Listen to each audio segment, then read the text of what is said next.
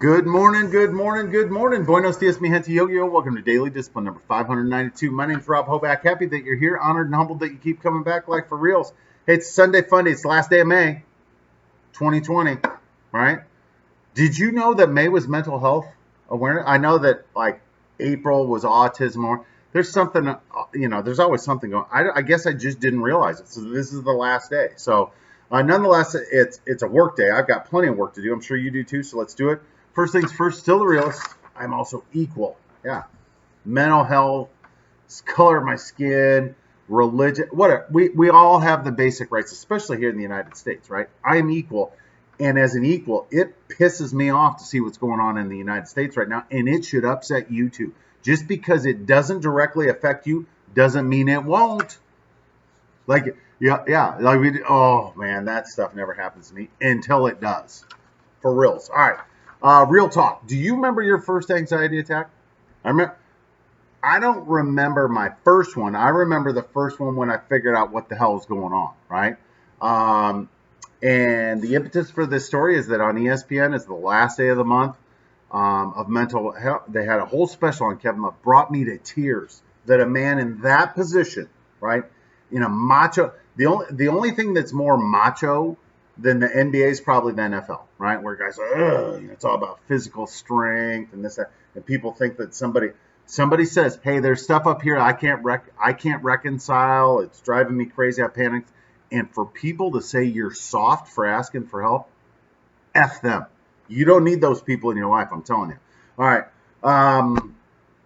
Yeah. And so my first panic attack that I knew what was going on. Looking back, I know that I'd had several before that. I just didn't understand what was going on. But for me, it felt like I was dying. Literally, I couldn't catch my breath. I couldn't get my heart rate to slow down. The more I said, "Hey, something's going on over here," and I literally had people who allegedly loved me that were telling me, "You just need to suck it up." Like, you just need to suck it up. Okay.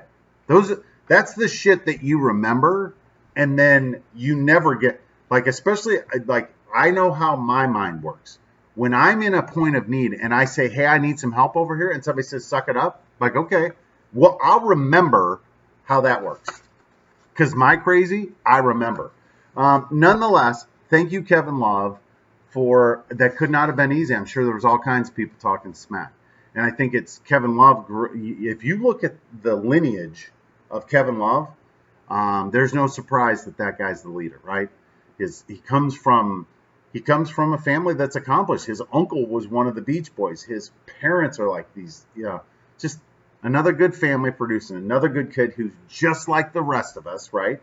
And when he got to a point where he couldn't reconcile some things, and he had a public awful meltdown, and people were talking some smack, he's like, "Yeah, no, your words don't bother me." So anyway, just so thankful for that. And obviously, it's a hot topic for me as well. Should be for you too. All of this should, right?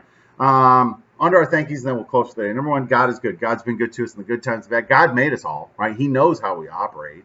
And so, yeah, thank you. Seriously. I'm glad that I am who I am. I'm thankful for Kevin Love.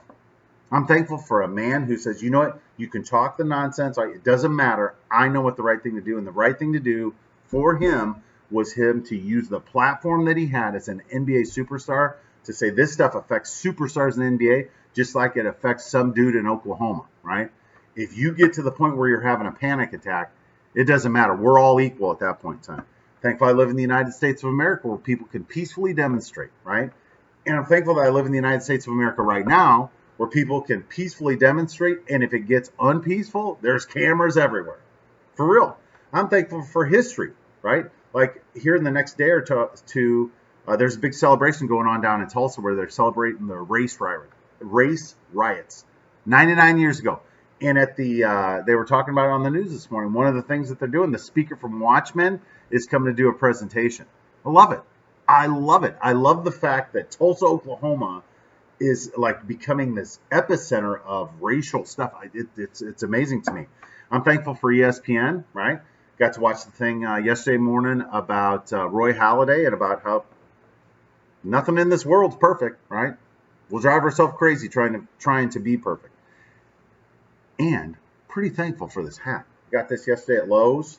I was walking around with Sissy. We're going back because we're going to finish up our walkway from our back patio to the pool. It's going to be beautiful. If you want a picture, you let me know. I'll send you one.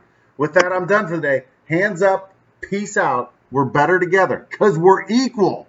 Seriously, doesn't matter if your mama and daddy left you a bunch of money. That doesn't make you any better than anybody else. That just makes you a spoiled, somebody who started out with a head start. Don't let that make you think that you're better than somebody else. Reach your hand out to somebody who needs help. Give them a hand. Tell them to pay it forward when it's their turn. Gotta go. Deuces. # real talk. Love you. Seriously. I know you're jelly of this hat. I look good walking around in this thing too.